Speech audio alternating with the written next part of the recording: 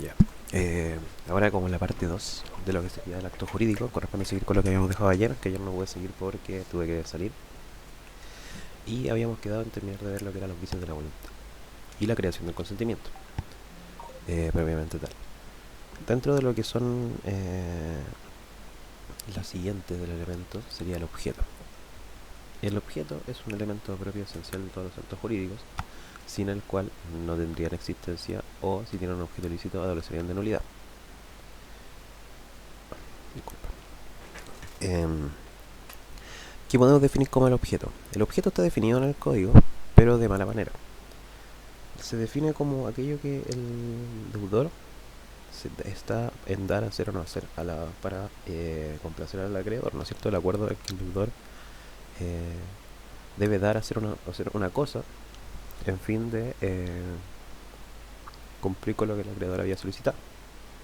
Pero esto el código se critica mucho y se dice que en realidad eso es el objeto de la prestación, ¿no es cierto? Y la prestación a su vez es el objeto de la obligación.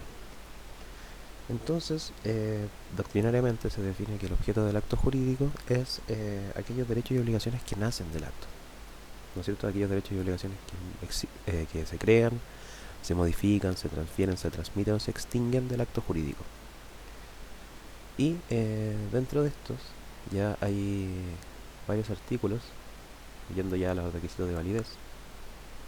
Bueno, antes obviamente hay que señalar qué requisitos tienen que tener para que pueda existir. Bueno, el requisito es que el objeto tiene que existir, o sea, esperarse que exista, tiene que estar determinado, tiene que ser comerciable y lícito. Ahora, hay que distinguir porque como se dice, pues el objeto puede ser una cosa o puede ser un hecho. Si el objeto es una cosa, tiene que existir o esperarse que exista, debe estar determinado a lo menos en su género y tiene que ser comerciable. Y luego si es un hecho, tiene que ser moralmente posible, físicamente posible y debe estar determinado. ¿Qué significa que sea físicamente posible? Que sea algo que podamos hacer como humanos, ¿no es cierto? Bueno, si me dicen, oye, llega de aquí a mañana a China, no se puede, aunque tome un avión no llego. Y moralmente posible se podría decir como algo que está aceptado por la moralidad actual, ¿cierto? Que sería como, bueno, oye, mata a esta persona, no se puede. O estafa a esta persona, tampoco. Que esté determinado se entiende, ¿no es cierto? Que pueda determinarse, debe estar, o determinarse en un futuro. Ahora, dentro de lo que es comerciable hay que saber qué cosas no son comerciables. ¿Qué cosas no son comerciables? Son aquellos que son comunes a todo hombre, como sería el aire, el mar, o las cosas que, como los bienes nacionales de uso público, ¿no es cierto? Que son propios del fisco, pero que nadie puede adquirirlos. Luego, dentro de lo que serían las cosas, el objeto ilícito, que irnos a los artículos del 1460 al 1465 por ahí, y vemos qué cosas son incomerciables o qué cosas son objeto ilícito. Primero que nada, adolecen de objeto ilícito las cosas que son propias a todo hombre, ¿no es cierto? Las cosas comunes a toda persona, las que no se pueden apropiar. Segundo, los pactos de sucesiones futuras, como serían yo hace esto cuando muera esta persona o cuando yo me muera quédate con esto, no se puede. La única excepción es el de la cuarta de mejora, que se puede pactar no hacer la cuarta de mejora o no darle en favor de ningún asignatario.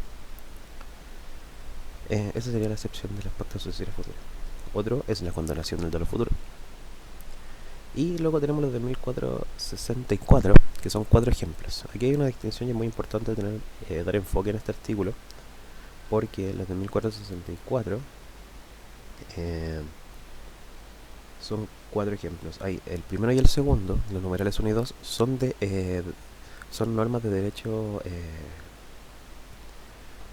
prohibitivas. ¿Qué significa esto? Que por ningún motivo las personas van a poder enajenar esos tipos de bienes. ¿Cuáles son? Los actos hechos por los incapaces absolutos y los derechos personales. No se pueden comerciar ese tipo de actos. Y luego tenemos el numeral 3 y 4 del 1464. Estos numerales no son de derecho prohibitivo, no son reglas de derecho prohibitivo. sino que son de imperativas de requisito. ¿Qué significa esto? Como ya lo vieron en el acto jurídico, o sea, en teoría de la ley, que sean de imperativas de requisito significa que están prohibidas a menos que se cumplan con ciertos requisitos. Y bueno, aquí tenemos, en el caso del 3, dice aquellos objetos de los cuales se embargan por un litigio, ¿no es cierto? Que están embargados debido a un litigio. En ese caso, se pueden enajenar cuando el acreedor les da consentimiento o cuando el juez consiente, ¿no es cierto? Cuando se aprueba por el juez. Y ahora en el 4 está aquellos objetos por los cuales propiedad se litiga. O sea que son el objeto de un litigio, pero no están embargados, sino que propiedad se litiga. ¿Qué significa esto? Que también no se pueden enajenar ese tipo de objetos, pero en este caso, con la aprobación del juez, sí se podría enajenar. ¿Ya? Eso respecto del objeto ilícito. Ahora la causa, mira, por lo menos en mi preparación con mis tutores nunca me lo preguntaron. Le pregunté si lo preguntaron y dijeron que era muy difícil. Pero tenemos que entender que la causa es aquello que induce a celebrar el acto de contrato. Hay varias teorías respecto de la causa, pero nuestro código tiene la subjetiva, como siempre. Durante todo el código y durante todo lo que es el estudio de esto, vamos a entender o darnos cuenta de que la teoría de este código siempre es subjetiva, por lo que importa la intención de las personas más de lo que está escrito. ¿Ya? Pero hay algunas personas que dicen que puede llegar a ser finalista, que lo que significa es que para la causa de algunos sería el objeto del otro. Como así en la compraventa se señala que la causa del vendedor es el precio y la del comprador es la cosa, propiamente se podría entender que es eso. Y todos los contratos tendrían su propia causa ya estipulada según el contrato. Y en el caso de los contratos que son gratuitos, para una parte solamente sería la mera liberalidad. ¿Ya? Un ejemplo de esto, de la mera liberalidad, es aquel tercero que da su bien mueble para en derecho de darle hipoteca para asegurar una obligación ajena. ¿Ya? Esto podría considerarse como una causa abstracta o la mera liberalidad, ¿ya? Según la doctrina. Pero bueno, eso. Tenemos que entender que la causa es la intención que induce el acto de contrato, ¿ya? Por lo que eso es muy personal. Ya cada persona puede tener su propia, o ya puede ser más finalista, como le dicen algunos autores, que sería la causa de uno el objeto del otro. Pero ahí habrá que investigarlo y hay que leerlo bien. Y es muy difícil que lo pregunten, pero si lo preguntan, es bueno tener un concepto y algo con que manejarse, más que nada. ¿Qué requisitos tiene la causa? Debe ser real y lícita. ¿Qué significa que sea real? Que tenga una causa válida para poder contratar y que sea lícita, que no sea moralmente imposible, contra el orden público, las buenas costumbres, ni a la ley, ni el derecho ajeno. Como sería el código del ejemplo de aquella persona que paga un precio para matar a otra persona, ¿no es cierto? Así, entre otros. Luego tenemos las solemnidades. Las solemnidades son aquellas formalidades que la ley o las partes agregan al acto de contrato con el fin de que éste pueda nacer al derecho, que sea válido, que sirvan de prueba. En algunos casos es necesario para que algunas personas que no tengan suficiente juicio de discernimiento puedan actuar y como publicidad, ¿no es cierto?, para terceros, para que tengan efecto respecto a terceros. Entonces, dentro de esta misma definición, que lo que yo siempre hago es definir con las clasificaciones o con los requisitos, tenemos 4 clases. Perdón.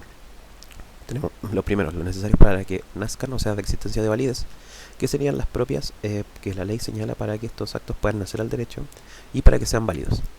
¿Qué ejemplos tenemos en este caso? Para que nazcan, es necesario la compraventa de inmuebles que sea por escritura pública. Si no es por escritura pública, no se cumple la solemnidad de existencia. Ese es un ejemplo de solemnidad de existencia. Pues el código así señala en el 1701, creo, o 1801, no recuerdo bien, que cualquier acto que se señale que deba ser por escritura pública y no lo es, se entenderá por no válido, o no, se entenderá porque no existió o nunca se hizo. Ahora, en los de validez, significa que nacen al derecho, pero que pueden alegarse la nulidad. ¿Cuáles son los mayores ejemplos de esto? Los testigos en el matrimonio y los testigos en el testamento. Esos son los mayores ejemplos de formalidades o solemnidades de validez.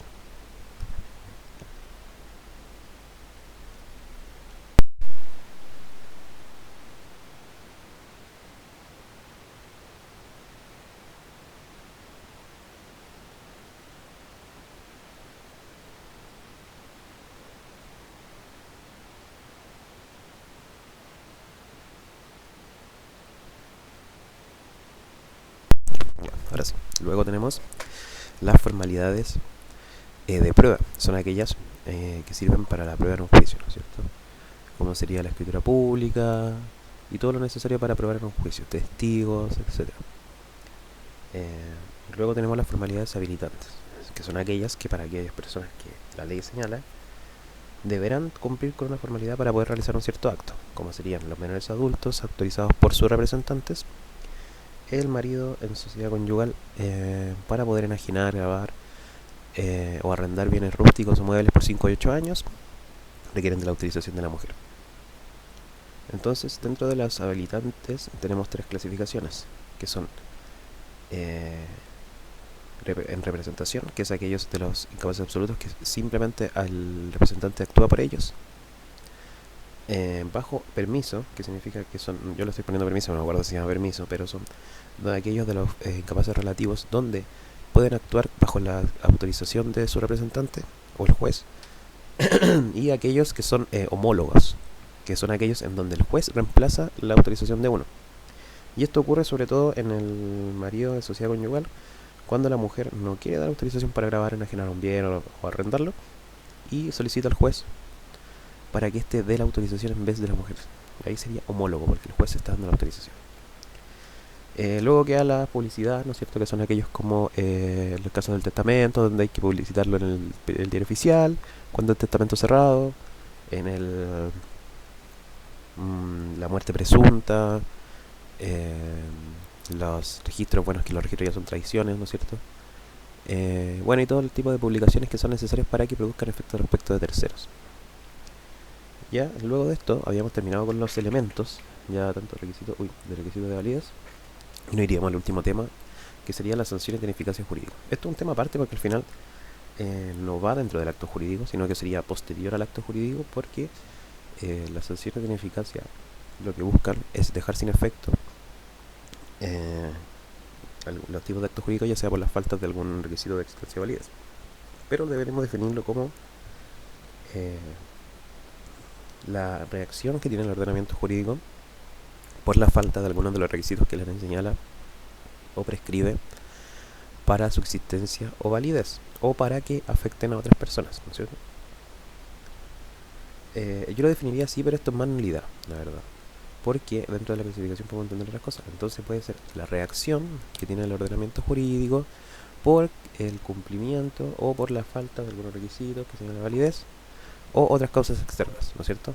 Ya sea el acuerdo de las partes, o en caso de las cláusulas resolutorias, etc. Entonces los podemos clasificar en intrínsecos y extrínsecos. Los extrínsecos son la inexistencia y la nulidad, ¿ya? Y los intrínsecos es la inoponibilidad. No, creo que al revés. Los intrínsecos, nulidad y existencia, y extrínsecos la inoponibilidad. Más que nada porque la inexistencia y la nulidad son propias del acto y los otros afectan a terceros, ¿ya? Ahí hay que revisarlo bien, no me acuerdo mucho de esa clasificación, casi nunca la preguntan, pero lo importante es tener un conocimiento de cada uno. Obviamente la inexistencia la preguntan y es un tema muy controversial, pero no es de lo más preguntado, creo yo. Por lo menos yo nunca lo he visto, pero igual es bueno manejar un concepto. La inexistencia es la reacción que tiene el acto jurídico o el acto jurídico, la reacción que tiene el ordenamiento o la sanción de ineficacia por la falta de algunos requisitos que la ley prescribe para su existencia, ¿ya? ¿Y qué produce? Que no nazca la vida del derecho. ¿Qué significa? Que nunca nació, o sea, que no existe el acto. Esto, la inexistencia viene del derecho francés, cuando había una jerga jurídica que señalaba que no había nulidad sin ley. ¿Qué significa? Que para que algo sea nulo, la ley tiene que señalarlo. ¿Qué pasaba? En ese tiempo no estaba prohibido el matrimonio igualitario, no decía que estaba nulo. Entonces, como no podían anularlo porque no había una sanción directa que dijera que era nulidad,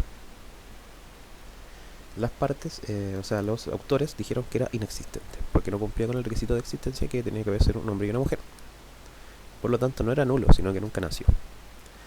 ¿Ya? Esto en Chile no está confirmado por el código. No hay una sanción, no existe la sanción de ineficacia. Es solo algo doctrinario. pero hay actores que sí lo aceptan, como Luis Claro Solar, y hay actores que lo rechazan, como es Alessandri. Para Luis Claro Solar esto existe porque, bueno, en primer lugar el código no lo niega, y hay ciertos artículos que señalan que sin este no existiría, como sería lo mismo que yo había mencionado de los aquellos actos que la ley señala que deben ser por escritura pública. Si no son por esto, se entenderán que no existen, que nunca se hicieron, y eso se da a entender que es inexistencia. Otro propio del 1444, como habíamos señalado, los requisitos de la existencia, o sea, los elementos de la esencia, es que sin ellos se entiende que no existe o de generar algo distinto, ¿no es cierto?, que no nace. Y ahí también, para Luis Claro Solar, se entiende que esto sería inexistencia. Dentro de eso, para Alessandri, señala que... bueno, otra más es de la...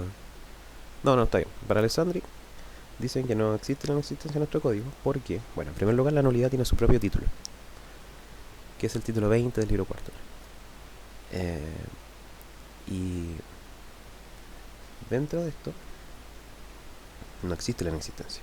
Entonces no puede ser la sanción más grande de la inexistencia si ni siquiera tiene un libro. Cambia la nulidad si lo tiene. Luego, en el artículo que señala la nulidad, en su inciso final dice: todos los demás adolecerán de nulidad relativa, dejando a ningún otro caso para la inexistencia, y señalando específicamente cuándo son los casos de nulidad absoluta. Entonces, no daría lugar a la inexistencia. Y el otro es que en los casos de los incapaces absolutos los sanciona con nulidad absoluta, no con inexistencia, siendo que ellos no tienen juicio para poder, no tienen forma de expresar su voluntad, y la voluntad es un requisito de la esencia. Entonces no debería ser nulo absolutamente, sino inexistente. Bueno, Luis Claro Solar le responde y le dice que en este caso el código lo sanciona con nulidad absoluta porque estos incapaces intentaron prestar su voluntad, siendo que no podrían, y por eso el código lo sanciona con nulidad absoluta. Esto es una discusión muy antigua ya, la verdad, pero es bueno tener un conocimiento y nunca meterse como con afianzarse con ninguna de estas. Luego ya vamos a ir al tema que de verdad importa, que es la nulidad. La nulidad es aquella sanción de ineficacia jurídica que da derecho a las partes a declarar la nulidad, ¿no es cierto? Da derecho a las partes a que queden sin efecto el contrato porque faltan algunos de los requisitos que la ley prescribe, ya sea para su validez, siendo esto en la especie del contrato la calidad de todas las partes. Entonces, ¿qué es? ¿Cómo definirlo? Sanción de ineficacia jurídica que da derecho a las partes a solicitar su nulidad. Es que no quiero definirlo con nulidad, bueno. Pero es una sanción de ineficacia jurídica por la falta de alguno de los requisitos que la ley prescribe para su validez, siendo esto en la calidad de todas las partes o en la especie del contrato. Entonces ahí lo dividimos en dos porque en realidad son distintas, pero los efectos son los mismos. Entonces nos dividimos en relativa y absoluta, y luego los efectos son los mismos para los dos. En cuanto a la relativa, o sea, en cuanto a la absoluta, ya está definida en el código, ¿no es cierto?, respecto a la especie del contrato. Y son números exactos, es una taxativa, ¿no es cierto? Aquí ya está son los casos que se señalan en el código. ¿Cuáles son los casos de nulidad absoluta? Actos hechos por absolutamente incapaces. Falta de objeto. Falta de causa ilícita, causa objeto ilícito. Falta de las solemnidades que la ley prescribe para su existencia o validez. Adolecen de nulidad absoluta, ¿no es cierto? Y los que no creen en la existencia agregan la falta de voluntad, falta de, ¿no es cierto?, falta de objeto, falta de causa, y etcétera. ¿Ya? Esos son los casos de nulidad absoluta. Es importante manejar incapaces absolutos, causa lícita, objeto lícito y solemnidades. Luego, bueno, solemnidad en cuanto a la especie del contrato. Por eso hay una parte de la actividad que cree que el error obstáculo, en caso de cuando se equivocan en la especie del contrato, ¿no es cierto? Uno piensa que es donación y el otro piensa que es compra-venta, quieren que es nulidad absoluta. Pero no siempre va a ser así. De hecho, la doctrina está muy dividida en ese caso. Bueno, lo siguiente es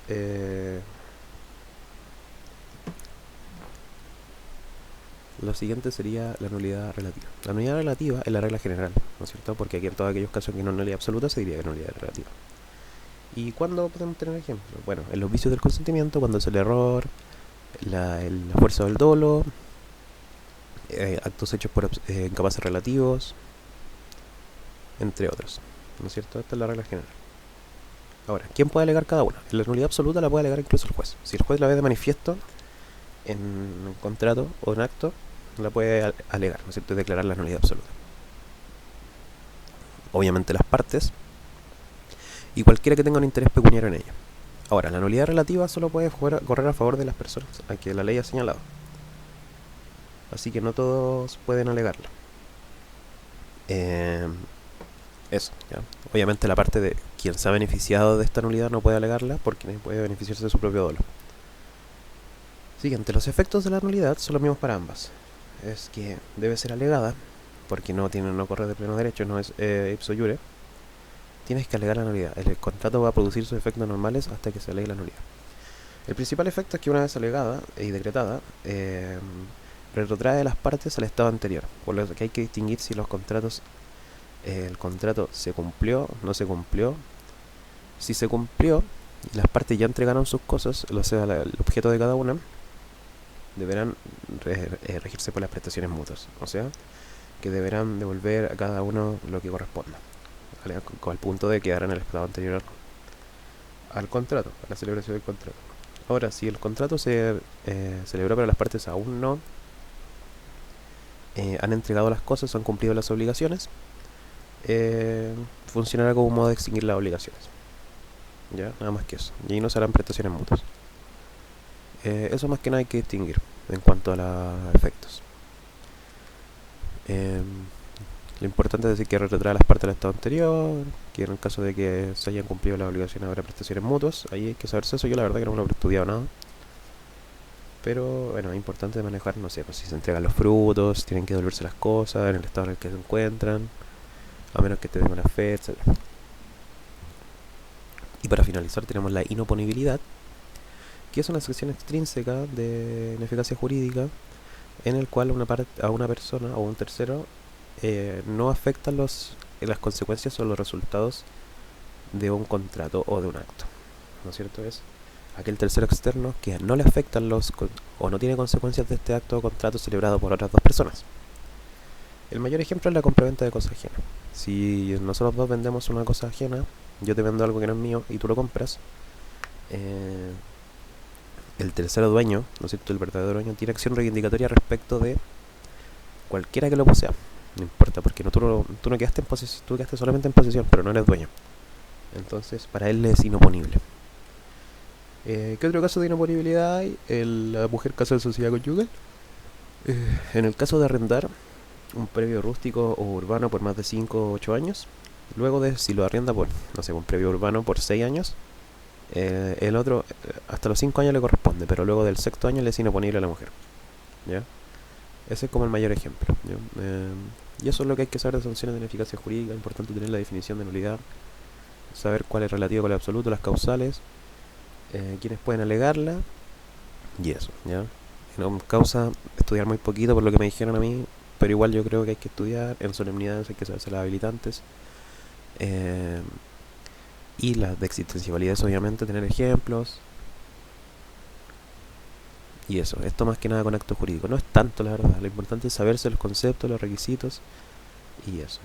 Y obviamente profundizar más en tu estudio para tener una noción de cualquier cosa que te puedan preguntar, así como más en concreto.